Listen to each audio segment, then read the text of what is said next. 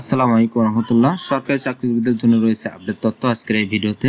সরকারি কর্মকর্তা এবং কর্মচারী পেনশন কত হারে পাবেন, অর্থাৎ কত বছর চাকরি করলে তিনি কত পার্সেন্ট হারে পেনশন পাবেন সেই সংক্রান্ত আপডেট তথ্য থাকছে আজকের এই ভিডিওতে। তো চলুন আমরা বিস্তারিত জেনে নেই। পেনশনের হার নতুন বেতন স্কেলে একজন কর্মকর্তা কর্মচারীর চাকরির প্রথম 5 বছর পূর্ণ হলে পেনশন পাবেন 21%, 6 বছর পূর্ণ হলে পাবেন 24%, 7 বছর পূর্ণ হলে পাবেন 27%, 8 বছর পূর্ণ হলে পাবেন 30%, 9 বছর হলে পাবেন 33%, 10 বছর হলে পাবেন 36%।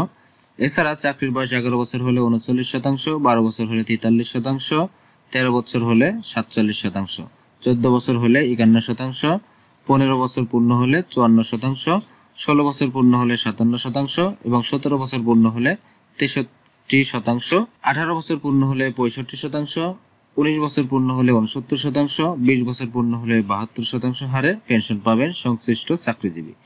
আর একজন কর্মকর্তা বা কর্মচারীর চাকরির বয়স 21 বছর পূর্ণ হলে 75%, 22 বছর হলে 79%, 23 বছর হলে 83%, 24 বছর হলে 87% এবং 25 বছর পূর্ণ হলে 90% হারে পেনশন পাবেন তারা।